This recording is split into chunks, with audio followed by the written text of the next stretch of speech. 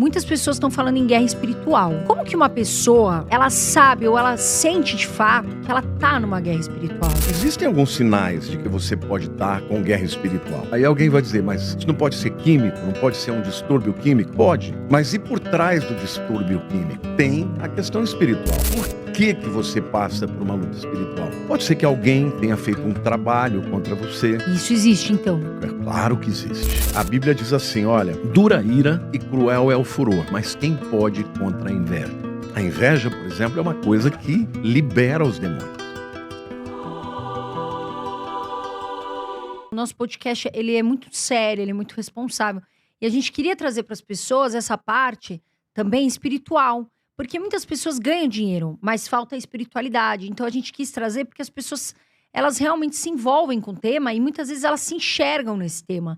E a gente consegue modificar muitas vezes aquela dor da pessoa ou aquele vazio que ela sente que ela não sabe o que é. Agora, o que a gente está vendo é, muitas pessoas estão falando em guerra espiritual. E muitas pessoas também se sentem como, tem pessoas que falam assim, nossa, parece que eu estou vivendo uma guerra espiritual. Né? Os meus dias não estão bons, enfim. Como que uma pessoa, Lamartine, na sua opinião, ela sabe ou ela sente de fato que ela tá numa guerra espiritual? Olha, que bacana que você está mencionando o mundo espiritual, porque para a grande maioria das pessoas isso não existe. Isso é baboseira, é loucura.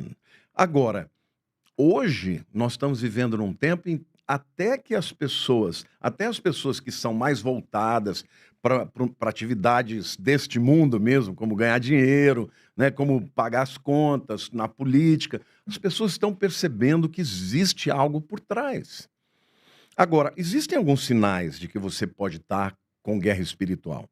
Por exemplo, quando você começa a perceber que você está com pensamentos intrusivos, pensamentos repetitivos que começam a te botar para baixo, que começam a te gerar medo, temor, ansiedade, isso pode ser um sinal de batalha espiritual. Aí alguém vai dizer, mas isso não pode ser químico? Não pode ser um distúrbio químico? Pode. Mas e por trás do distúrbio químico? Tem a questão espiritual.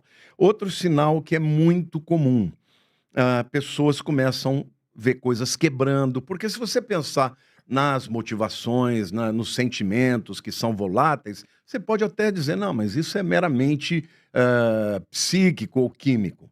Mas e quando você começa a ver as coisas quebrando, pessoas começam a enfrentar, por exemplo, batidas de carro, são roubadas, começam a ter uma série de coisas ruins contra você.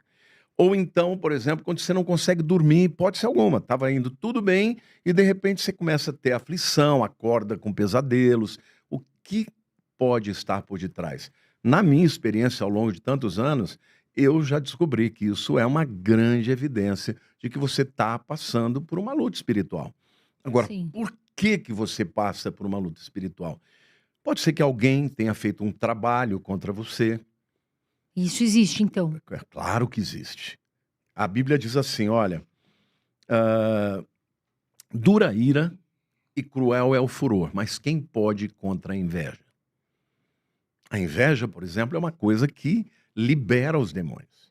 Sim. Quando uma pessoa inveja demais a outra pessoa, ela sente. Alguém vai dizer, energia. Tudo bem, chama do que você quiser. Mas existem demônios que estão por detrás. Porque, na verdade, eles precisam de uma legalidade. Eles precisam de um combustível para que eles possam atuar. E o ódio, a inveja, pode liberar isso. Outra coisa, às vezes você está envolvido numa tarefa que você está fazendo muito bem para alguém ou para a sua comunidade. Obviamente, os espíritos do mal, eles não querem que você faça Né? aquilo que é bom. Então, eles colocam entraves, colocam oposição. E a guerra espiritual, para as pessoas que são um pouco mais sensíveis, é perceptível. Elas sentem pressão, às vezes física, às vezes uma tristeza que não tem explicação. Porque quando você passa por perdas, passa por situações realmente que podem justificar uma tristeza, está tudo bem. Mas e quando está tudo bem normal, e né? você, de repente, começa a sentir aquilo? Então, isso é uma evidência de batalha espiritual. Então, a gente que estuda sobre isso, a gente já consegue discernir. A maioria das pessoas não sabe discernir. acha que é simplesmente uma tristeza, um abatimento, porque está cansada, e não entendem que por trás do mundo físico, daquilo que a gente enxerga, existe uma realidade espiritual. Sabe que, olha, é a primeira vez, nós estamos ao vivo aqui, é a primeira vez que eu vou contar o meu testemunho. Eu nunca falei isso na internet, eu não me senti preparada. Hoje eu falo com tranquilidade, porque eu, há 3 anos atrás, eu tive uma depressão profunda e eu tinha amigos que iam numa célula e eu falava assim, e toda vez que eles me chamavam, eu não ia. E eu vivia chorando e eu vivia mal, né? E eu fui morar na casa de um amigo meu. Porque eu estava tão triste que eu não conseguia ficar sozinha. E esse meu amigo falou: não, vem morar aqui, para você não ficar sozinha, não ter essa depressão profunda. E aí, de fato, melhorou a minha vida morando, tava com companhia, né? Sempre a gente conversando.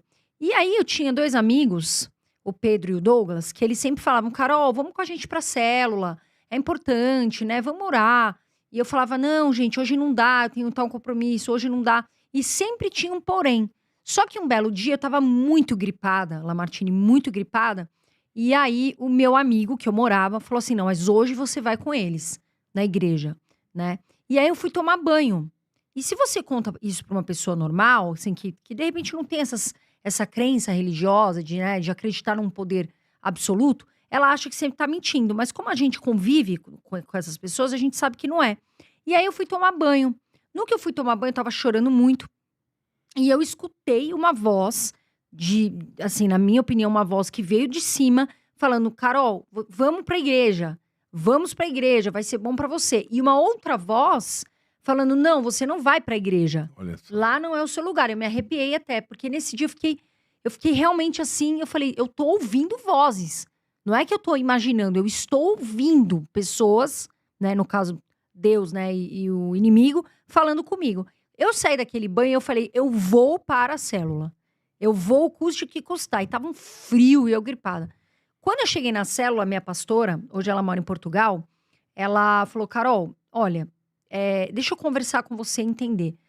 Enfim, eu fui na célula, fiquei com ela lá, e quando ela me viu e me conheceu melhor, ela falou: Carol, você tá muito pesada, né? Eu sinto que você precisa muito estar próxima de Deus e eu quero que você fique aqui com a gente. Então, todos os sábados, a gente tinha célula onde a gente orava, né? Ouvia louvor, fazia leitura. Então, esse é o meu testemunho. Eu nunca contei em nenhum lugar, em nenhum podcast, nem na internet, em redes sociais. Tô contando aqui com o Lamartine, que eu gosto muito e respeito muito e assisto.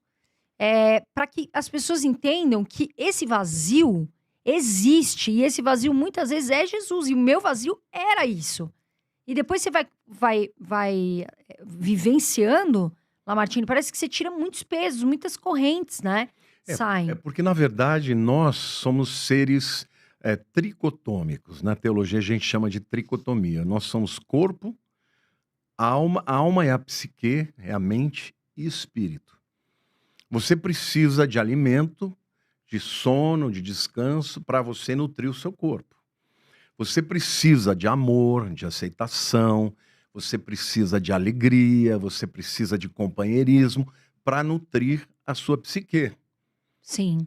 E você precisa de Deus para que o vazio do teu espírito seja preenchido. Deus, a Bíblia diz que Deus é espírito. Nós fomos criados à imagem e semelhança de Deus, significa que o ser humano ele tem um espírito também. E esse desejo profundo, essa procura, que é uma coisa inerente do ser humano. Se você pegar um camarada que mora lá no meio do mato, um índio que nunca teve contato com um homem branco, ele adora a lua, adora o sol, ele adora alguém. Mas ele tem uma necessidade de buscar o contato com Deus. O pai do psicodrama, um psicólogo judeu chamado Moreno, um gênio, né? Ele chamava isso de centelha divina. Ele dizia que Deus colocou uma centelha divina dentro do coração do homem, a ponto do homem não se sentir satisfeito sem buscar o eterno. No livro de Eclesiastes, Salomão diz que Deus colocou dentro do coração do homem a eternidade. Nós somos os únicos seres da natureza que consegue pensar em vida após morte, em eternidade. Então, esse vazio, ele vem dessa procura que o próprio Deus colocou dentro de nós. O William Shakespeare, né, o grande dramaturgo, escritor, poeta, ele dizia: mais coisas entre os céus e a terra do que podem imaginar a nossa vã filosofia. Ou seja, um camarada dizia: olha, tem alguma coisa além disso. Então, o mundo espiritual, ele é um mundo eterno. Sim. O mundo físico que nós vivemos, ele é temporário. Nós morremos, acabou a vida física, mas a vida espiritual é eterna. Então, enquanto nós estivermos aqui, se você não encontrar a Deus, você sempre vai ter um vazio. E é interessante porque vocês trabalham com dinheiro, com finanças, acho maravilhoso, afinal de contas, eu penso que o dinheiro ele nunca deve ser o fim, ele deve ser sempre um meio. Sim. Um instrumento de acesso a uma vida melhor, de acesso a você poder fazer diferença na vida das pessoas. Quando o dinheiro ele é um meio, ele é uma bênção. Quando ele vira o fim da sua vida, ele deixa de ser uma bênção. Por quê? A pessoa trabalha a vida inteira, trabalha, chega lá, ela tem tudo, mas ela não desenvolveu um bom relacionamento com a família, com os filhos, com a esposa, não cuidou da saúde. O meu sogro agora faleceu o ano passado. Foi um homem que trabalhou muito, ficou muito rico, ganhou muito dinheiro, construiu muitas coisas. E ele chegou para mim e disse: olha, eu me arrependo de uma coisa. Eu nunca levei a Arlete para passear. No Quer final dizer, da tinha vida, todo o né? dinheiro do mundo, mas trabalhou tanto que ele deixou de viver e deixou de proporcionar à mulher o que o dinheiro pode pagar. Sim. Entendeu? Então, quando o dinheiro é o meio, ele é maravilhoso. Outra coisa, existem pessoas que não tentam preencher o vazio com dinheiro, mas talvez com profissão, talvez até com prazer, adrenalina. Sabe essa busca que a pessoa tem o tempo inteiro para alguma coisa, para buscar uma satisfação? Tudo isso é válido. Agora, enquanto você não encontra Deus, fica uma lacuna. Fica um vazio que a pessoa não enxerga, ela não entende às vezes, né? E a espiritualidade, o mundo espiritual é um mundo que existe um confronto entre o bem e o mal, entre Deus e o reino das trevas. Tem gente que pensa que isso é conto da carochinha. Não. Existe, você não sabe discernir quando existe maldade. Você não percebe que existem pessoas que são malignas, que têm Sim. prazer em fazer o mal para o outro, que mentem, que invejam, que quando chegam num ambiente traz uma energia ruim, sim ou não? Sim, Isso é um sim. mundo espiritual. Sim, e é impressionante que às vezes você sente na hora, né? Na hora, na hora. Agora, tem gente que está tão distante da possibilidade que nem percebe. Está sempre oprimido, mas não percebe. Aí acaba admitindo que aquele é um estado, talvez, de alma. Eu sou assim, eu sou melancólico, ou então, estou com depressão química. E aí se entuxa de remédios, e eu sou totalmente favorável. Eu acho que os remédios, os antidepressivos, os controladores de humor são ótimos, mas eles não curam. Eles são paliativos, eles te dão uma melhor qualidade de vida na hora que você está no meio daquele problema. É, exato. Mas é a espiritualidade que pode te libertar. Jesus diz: conhecereis a verdade e a verdade vos libertará.